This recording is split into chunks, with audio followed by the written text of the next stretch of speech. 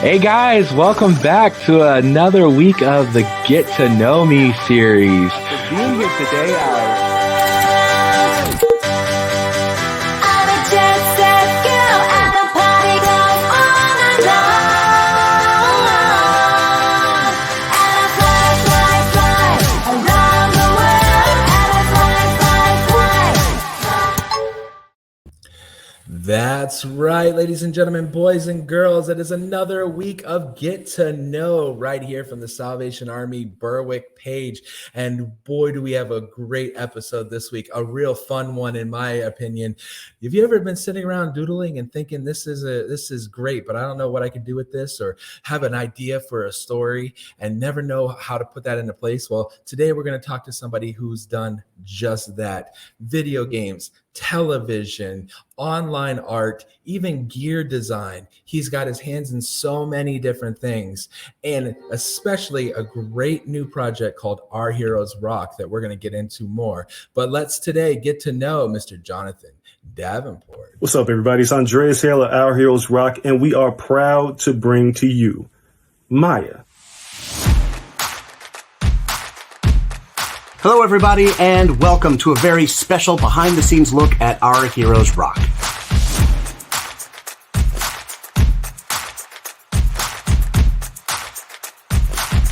So what you may already know is that Our Heroes Rock is an animated short put together by myself, Andreas Hale, and Ettore Ewan. The idea is that it uses sci-fi and hip-hop to shine a spotlight on the unsung heroes of Black history. What you may not know is the story. There's still some things we're not quite ready to unveil, but one thing we are very pleased to be able to introduce you to is our protagonist, the hero of our story, and her name is Maya.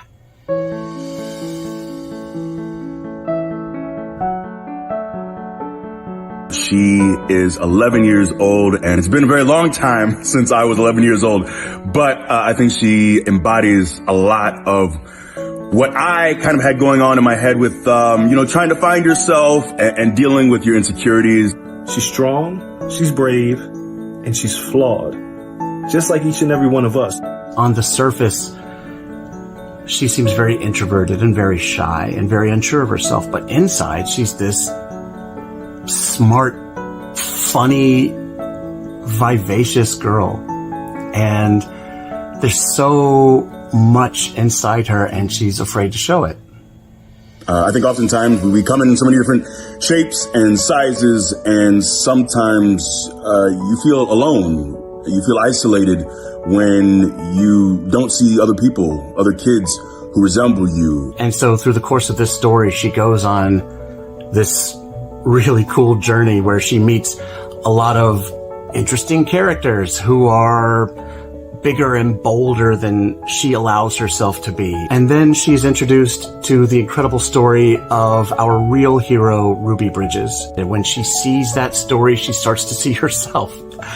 Oh man. And when she sees herself, that opens the door for so much more. So we hope that this is somebody that you all can relate to. Now, as we continue the journey, we're going to see more and more of Our Heroes Rock. But we are proud to bring to you one of the first creations, Maya.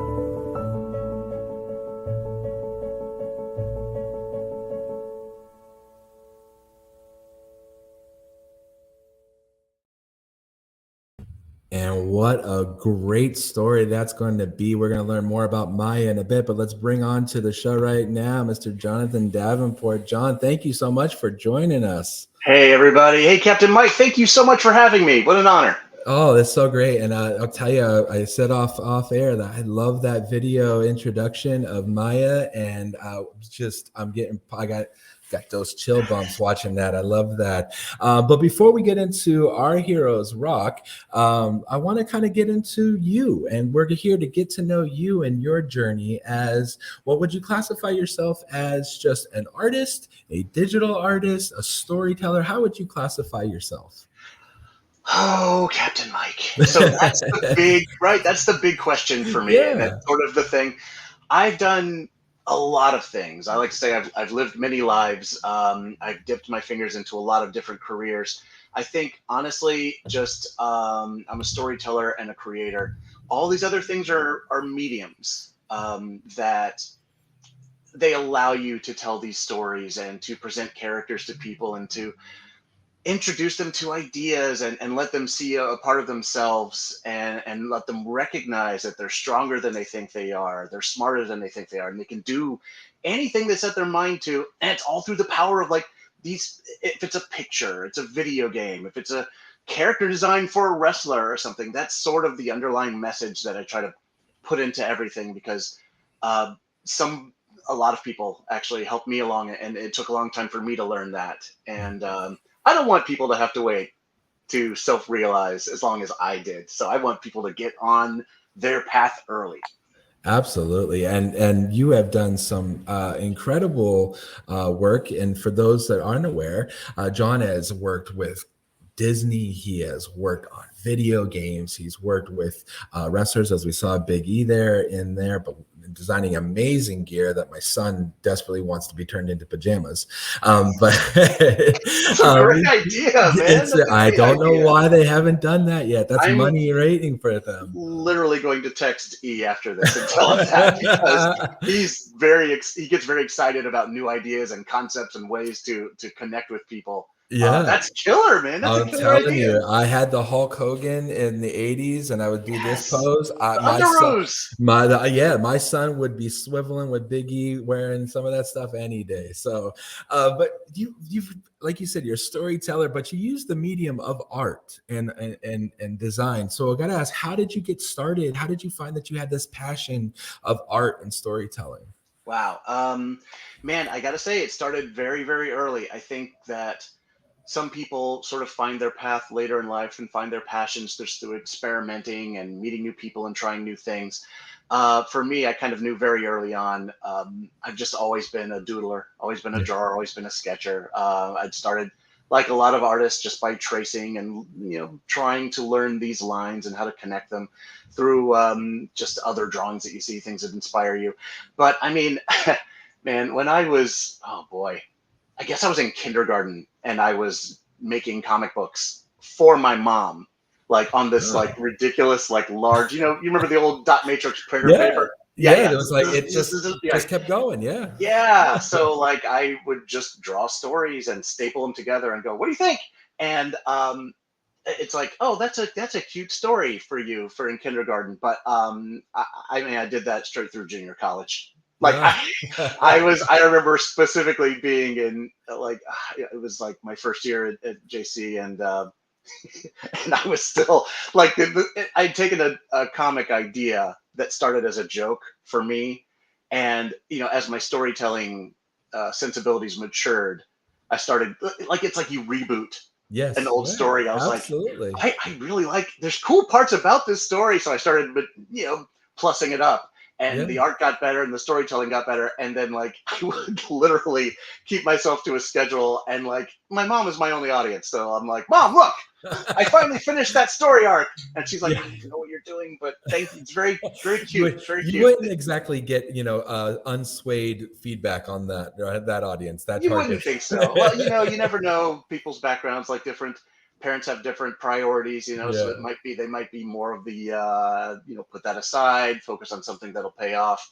But I was fortunate enough in that my mom sort of believed in this whole passion of mine from a very young age. So that's really great. I mean, you do, there'll be kids here watching that don't necessarily have that, but they may get it from a teacher. They may get it from a pastor. They may get it from even somebody in the neighborhood who would say, oh, baby, that looks good. Keep doing what you're doing. And Mr. Rogers always says, look for helpers, right? Absolutely. That's one of my favorite lines.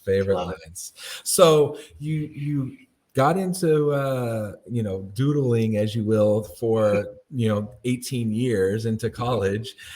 What was the transition then into like, I can actually make money doing this? I can actually get into this as a career? Well, it was not smooth, Captain Mike. It was not a smooth transition at all.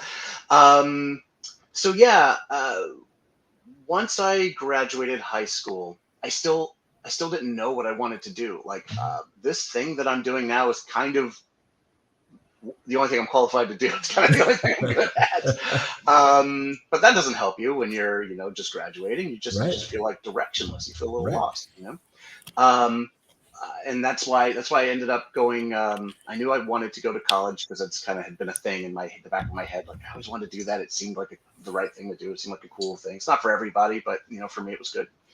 And I took those extra 2 years at a local junior college just because I didn't know what direction to go in. I had these aspirations. I wanted to make movies, Mike. That was my thing. I wanted to be a writer and director. And then I learned, like, it's common knowledge now, but I didn't know there was such a thing as film school. I had no idea. So I found out that there was a college nearby, so I wouldn't have to move too far away, and they had a film program. I went there, and that's where I learned about storyboarding, which was kind of cool because it was it positioned me perfectly to use my artistic skills and my storytelling passion and my aspirations to be a cinematic storyteller. Could you briefly kind of explain what storyboarding is, maybe for those that don't know? Oh man, I'd love to. Absolutely. Yeah. So basically, you draw the story.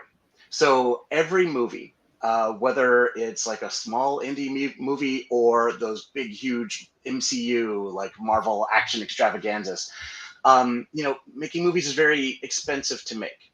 So if you show up, you got to think about how many people are working on it. There's like the people you always think about, the director, writer, the cinematographer, things like that. But there's so many members of the crew and so many things that have to happen. And if you just show up on the day and plan to start shooting without a plan, you're going to waste a lot of money and a lot of time. Right. So a great solution is to hire someone like me, a storyboard artist. I work with the writer and the director, and we come up with shots and we design these sequences together. And it's basically just a series of drawings. It's like, imagine a comic book of a movie. And that's kind of, I draw in a comic book style anyway. So a lot of directors enjoy working with me because they feel, we're all kids at heart. And they're like, like every director I've worked with in the last year has been like, oh man, this should be a comic. And I'm like, right? But yeah, so that's what the storyboards are. So then my job is done once all the sequences have been drawn out. And then it's like, I pass it on to them and then I move on to another job, but then they go and then they shoot their movie. And sometimes if I'm lucky, they'll send me photographs from the set of like, hey, here's us looking at your drawings and the actors trying to imitate your drawings. So cool. That's so cool. You draw the story. And so I learned about that. I practiced at it. I started getting a little bit better. I found some local jobs, just for commercials and things to kind of get my foot in the door. Those early efforts were really bad, but I was learning. That's okay. You're learning. That's right. And eventually I started getting hired on bigger and bigger jobs. And the next step was like doing commercials instead of for local companies like, car dealerships and things like that. Then I got one for what's the bouquets of fruit they send? Oh yeah, what is that? Edible arrangements. Edible arrangements. Yeah, that was my first big gig. Yeah. Yeah, I did some edible arrangements commercials, and then I got some Disney commercials, and then I got to do some short films, and then eventually worked my way up to feature films and television, which is what I'm doing now. Which is, and everybody, I'm so glad you pointed that out because, everybody sees the shiny, end results. Sure. And, a few weeks back, we had Matt Camp from WWE on here. And he was talking about, so many people in the background that you have no idea. And when you look at the credits of a movie or something, they can just, get lost in the shuffle. But right there, is Jonathan Davenport as a main component. Yeah, I've seen the photos. I know. I've seen the name in there. But you talk about, you were drawing and doodling into the comic style, and then you really kind of leaned into that without even realizing it. How do you feel like not just your school education, but your life experiences really helped you as you transitioned into making this storytelling medium your career? The life experience, half of it is something that I think a lot of people discount. Yeah. They think about like education and it's who you know and whatever. But all these projects, all these artistic and creative endeavors are done by people just like you know, and it's very easy to feel alone and feel like you're the only one going through what you're going through. But you've got to realize that no matter how they come off, everybody at their core is sort of the same. We all started out a little insecure. We all started out a little, and there's that whole saying, you've heard fake it till you make it. You know? Yeah, absolutely. Yeah. There's so many wrestlers that I talk to, and these are like professionals that are on TV every week, like world famous people and directors and like a couple of movie stars. I don't get to talk to too many, but occasionally. And everybody's got this thing, this imposter syndrome. Should I explain that? Does everybody know what that is? Well, just give us a little bit of a snippet of that. Yeah. Sure. It's just a little bit of feeling like you're an imposter, like you're a fake. Whatever it is that you are doing, you're kind of like very nervous that people. I think the kids are calling it. They're saying that we're sus now. They think you're sus, right? That you're sus. Yes. You are sussy. And you're waiting to be found out. But the fact is that everyone is sort of learning as we go. And so when you talk about life experience, it's really easy to get down on yourself when you don't meet an expectation that you've set, or you feel like you've fallen short in some way, or you feel like you've messed up in a way that can never be fixed and no one's ever going to forgive me. And you gotta please believe me and keep in mind that is in your head. Absolutely. That is in your head, and you can overcome those things. And every time you fall, it's a fantastic opportunity to learn, because then absolutely stand back up and you don't fall that same way again. And it's like, I don't know, no one watches Star Trek here. I'm sure you guys aren't Trekkies, but it's like the Borg, right? My wife is all over this right now. Every time you hit the Borg with a phaser, they assimilate, they adapt. You know, they're like, I know what frequency that is, and then they get that, and you can't hit them with that anymore. And that's the way. That's a great way to think about, if you're a sci-fi nerd.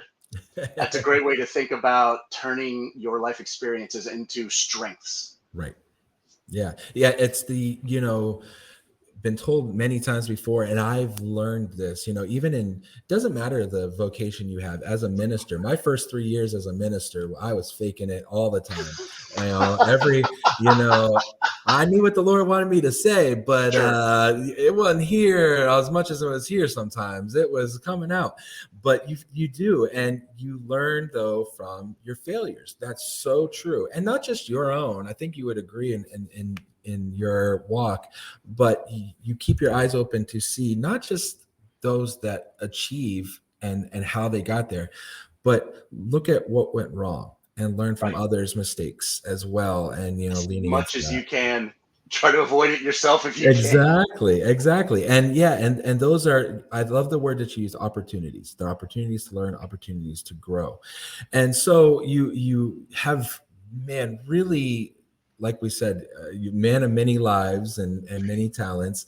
And we were actually going through some stuff from your website and going some of your projects. And my kids were like, I apologize. It's a lot of stuff. No, he's like, we're like, oh, he did that. He worked on that. It was so great, So can I ask? So I got to ask, well, what do you really, gives you energy? For me, this is one of the things that gives me energy back, that I really love, interviewing, learning, meeting people like you and learning their story. So of all the things you've kind of done in video games and movies and even art and everything, what is kind of not your favorite, but what is your looking going, I could really snap into that? Okay. So I have a bit of a complicated answer for that, but that's what we're here for. So there was a period when I was working. It was a decent period. It was many years, maybe 10 years, when I was working in video game development. Mm-hmm.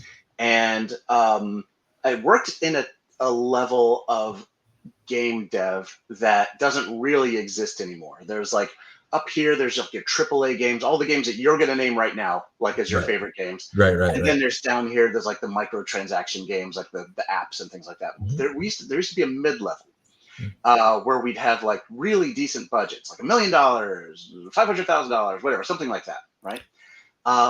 Which sounds like a lot, but when it's a big team, absolutely, it goes on. And we worked in the family genre. So what? It wasn't there weren't any guns in our games. we had to be very creative, and we got a lot of licenses to work with. So I started as a concept artist. I did storyboarding for cutscenes, and then I eventually transitioned to a game writer. And we would get licenses for, meaning the permission to make a game about, all kinds of properties from Disney and Nickelodeon. I wrote Little Mermaid games and Proud Family games, and like so many, so many. There's a ton. There's a ton of properties, and a lot of times there were properties or characters that I had no interest in at all. In fact, one of my not a big Ariel fan. here's the trick. Here's the trick. This is the whole point of my story. I'll bring up cheerleading because that was like probably the farthest from my interests at the time. I got the opportunity to write a cheerleading game from the ground up, which was a big deal. The idea of being able to create something, like creating characters and a storyline, and the game pitch got greenlit immediately. It was for the Nintendo Wii. Right. And it got greenlit immediately, very, very fast. I heard like one of the fastest ever green lights at the time, but whatever. And they wanted to make two. They wanted to do that and a sequel. So it was a really big opportunity, and it would have been foolish of me to turn it down because I was like, yeah, I don't like cheerleading. I learned that you have to find the fun. You know, if there's something that is incredibly popular, even though it's not in your lane, there's probably something there. There's something that it's resonating with people. There's something that people like. And if you can strengthen that muscle, if you can work out the muscle of, it's almost empathy, it's getting in someone's shoes, it's looking at something objectively and going, what is cool about this? I did a deep dive into cheerleading. I watched documentaries. I bought all the Bring It On movies. I watched all of them. I interviewed cheerleaders. I did everything I could, and I found it, and I was like, this is awesome. Like this is athletics, this is choreography, this is costume design, it's teamwork. There's so much on the line. There's so much potential glory, and potential heartbreak. It's amazing, and it's stuff I would have missed out on completely if I had been a genre snob, if I had said like I'm not into that. So to answer your question, like what gets me most excited, I kind of have moved beyond that in a way where I've worked at it. I've developed the muscle. I can get excited about anything as long as there's a real human connection, a real human story, and something to grab onto. I don't even have a favorite thing anymore.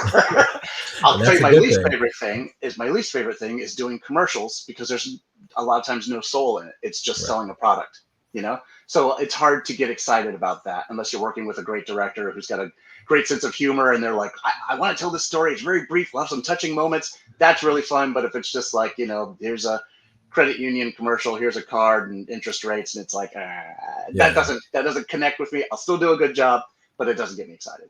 But it's going to be hard for anybody in those situations. But finding the fun, I love that. And there really is. A lot of us kind of in our everyday life, so we can kind of feel like we're trapped sometimes, or we're stuck at where we're at. But we kind of learned that as a kid. Hey, you give me 2 rocks and a stick, and I'm gonna make something fun out of it.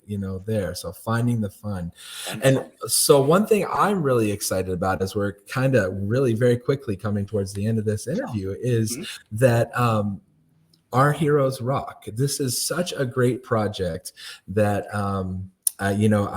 First time I saw it, and I know you're going to kind of lean into, I got Saturday morning feels, and started, singing "I'm Just a Bill," but but immediately, my wife and I just loved it and started showing our kids. And this was months ago when the announcements were made. Yes, and so we're just very excited about the project. So for those unaware, it's still in production, we know, and there's still a campaign. Could you tell us about Our Heroes Rock? Absolutely. Yeah, I'm very excited to. Thank you. So Our Heroes Rock, kind of the short log line, or the short pitch of it, is that it's right now it's just a short. It's an animated short that uses sci-fi and hip hop to shine a spotlight on the unsung heroes of Black history. Now that's an easy way to put it succinctly, but essentially, there are a lot of aspects of our just shared history as people that we just don't know about, So we're right now focusing on Black history because I'll tell you this, just personally, in my school and in my education, there was a lot of stuff that I just never learned about. And it's Yeah. not necessarily all dark things either. Like it's just heroic moments and inspirational stories, like stories of invention and creativity and cleverness and bravery that just kind of were glossed over, you know? And we thought, man, this is a great opportunity for us to take some of the things that we all love, because we're all the members of the core team are sort of grown up babies. We're a little bit of man Ain't nothing children, wrong with right? that. Yeah, 40-year-old Yeah, kids right here. exactly. So we're taking all the things that we love and we're seeing if we can inject some interest into an area that I think has kind of been a little underserved.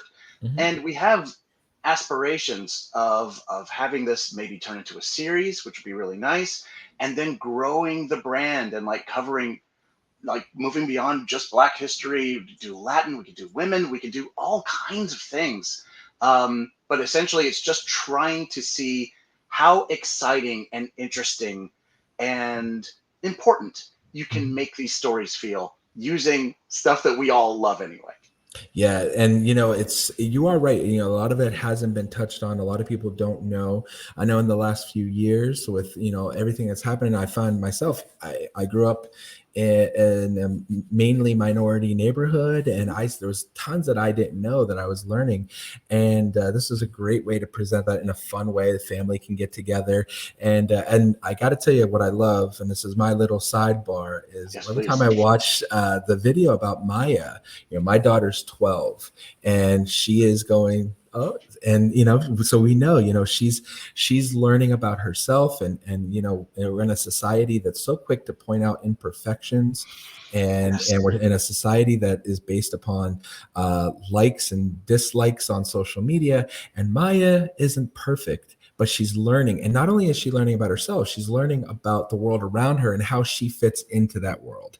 And that's so important. And I just interviewed someone, and it'll aired by this point, our divisional commanders in the Salvation Army, my bosses, and they said, don't read your own press clippings. Don't look at your own comment section, if you will. That's good. And so Maya really resonates to me, that, and so why would you why did the three of you decide Maya needs to be not perfect? Here's what we want to avoid. We want to avoid stories that people cannot relate to. Yes.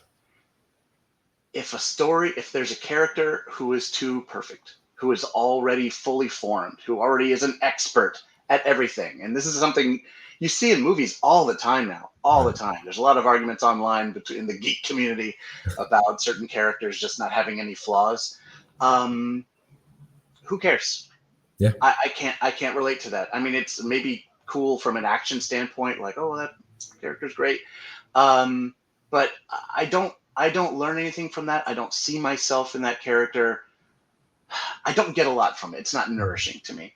And I wanted there to be a vulnerability there, and truth there, something real.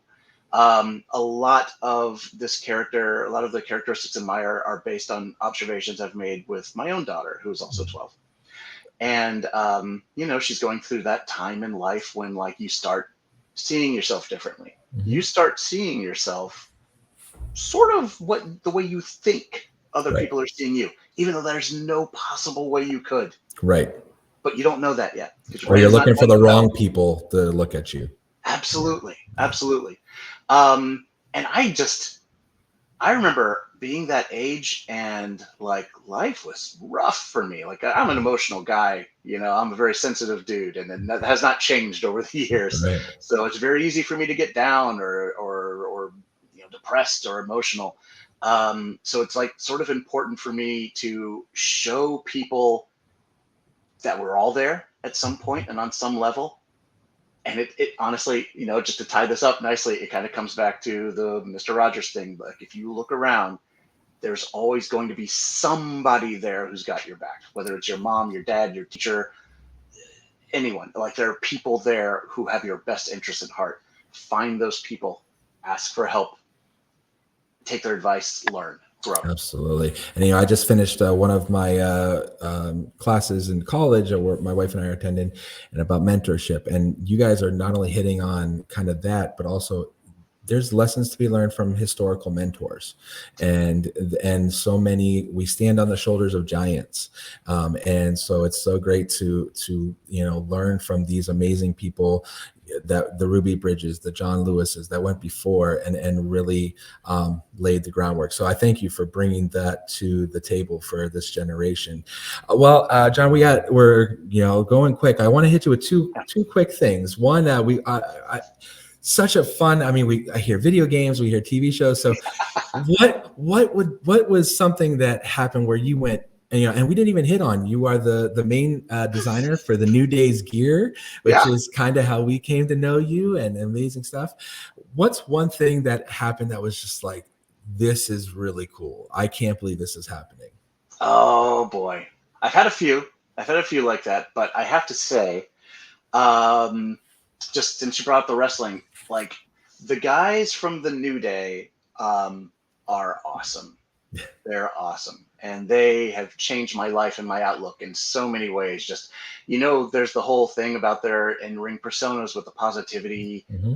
That's real, right? Like that's what they're really like. And I'm not saying they don't have ups and downs like everybody else, but man, it's about lenses. You ever thought about that? Yes. Like, oh yeah. Everything is colored by the lens that you're looking at the world through. Right. So we're all looking at the same world and the same events or whatever. But if you choose to look at it through a lens of positivity and connectivity, creativity, your outlook is brighter. Mm-hmm. You have hope and you're filled with inspiration, And the guys kind of taught me that. And they are very creative dudes, and they always challenge me. I think it's a game. They haven't said this. I think that they have a game going where they're like, what can we throw him to see what he can do? So I don't know if you're familiar with the painter Basquiat. Mm-hmm. But this was Mania, right? Yes, they threw that at me. Yes. And they're like, hey, here's a neo-impressionist painter. Make that into wrestling clothes. Make that into tights. And I was like, what? I had no idea what to do. I do the thing I always do with them, and I go, yeah, absolutely. And then I hang up and panic. Yeah, absolutely. But then you take, what's the saying? How do you eat an elephant? Like one bite at a time. Yeah. So I just pulled out a bunch of Basquiat paintings online and analyzed them and looked for patterns and looked for, everyone's got a language. Everyone's got a visual language. All artists do. You just have to decipher it. So I tried to find that. I tried to emulate that and shine it through a New Day lens, and I made it into this gear. And I didn't know if it was great or not. I did the job. So I felt good about that. Right. And that ended up being the gear, WrestleMania 35, that Kofi, during the height of Kofi Mania, won the title in. Yeah. And that is a moment in wrestling history that will never, ever be erased. Huge moment, yeah. It's a picture of him on the shoulders of his brothers, and he's got the belt in one hand. I still remember he brought his kids out. You remember that? Yeah. And during that big moment with everybody watching, I was on TV. I was like, tears running down my eyes. I was like, this is so great. And during this whole thing, he's wearing my designs. Right. And that to me was like a really, really impactful moment. I was like, wow, what I'm doing isn't always great. Sometimes some swing better than others. Sometimes you swing, sometimes you miss. But that was a moment where everything fired exactly correctly. It was the perfect idea with the perfect moment and the perfect execution of the gear. Because I don't sew it, I just design it. The wizards at Main Event Gear put that together. Right. And it was awesome. It was awesome. And I'll full transparency, I'm not a huge art guy. And when that gear hit, and this is a couple of years ago, so it's long before we have ever communicated. Yeah. I went and looked into Basquiat, and I looked into some of his art and his story and things of that, and so it was, I can never say his name correctly, but I looked, yeah, but it made me look into it, and that was such a very cool moment, and we have that figure in our house, Oh, that's so cool. yeah. Excellent. Yes, we got a bunch of Oh, your gear on figures. My son, it's one of his favorite toys to play with, and that type how thing. great So, is that? yeah, it's Thank you so for cool. telling me that, man. That warms my heart. And that's It's awesome. so Thank you. good. Well, last question as Yes. we wrap this up. I ask all my guests, and it just happens to be a coincidence with Maya being as one of our talks. I've heard of coincidences. Yes, but they've never happened. I've never seen it. Let's see how I set that up. So I ask every guest, if 12-year-old John, Hmm. or I'm sorry, if you now could go back and talk to 12-year-old John, what would you say to him? Oh, man. I know what I was doing at 12. It's very similar to what I'm doing now. I'm sitting at a desk, a drafting table. I remember it had a little crank in it where you could lift the table up and draw at an angle. Man, I would just tell him, listen, man, trust that you're getting better and that you're good at this. You're filled with doubt. You don't believe in yourself. And when people laugh or when people say no, you take that to heart, but you're not taking any of this other stuff to heart. When people say it's good or I love it or you're good at this or whatever, listen to that too. You know, like I would have gone a lot farther, a lot faster if I had believed in myself from an earlier age. So I would love to erase that kid's doubts, bolster him up, and say, man, believe in yourself. There's no limit to how far you can go if you just keep pushing and keep asking and keep learning and getting better. Absolutely, and I'll tell you, you have brought tons of joy into my family's house, and we need some we didn't even know about. As the kids that they've played the Marvel Playmation, and Someone's played Playmation? we have a tote full of them in our house. Get out of here! That's incredible! Yes. Oh, I wish we had more time. That's a whole story, man. And I was gonna say, so I think this has been so well. Maybe we'll have you come back, down the road and You do call, some more man. You let me know. stories. I'll definitely come back. This is I fun. think it'd be great. So, well, everybody, thank you guys for tuning in, and make sure that you look for the question with the answer for the prize this week. And as always, just make sure that you share this and subscribe. And we're so thankful that you're here. Thank you, John. We appreciate you. And until next time, we'll talk to you later. Bye, guys.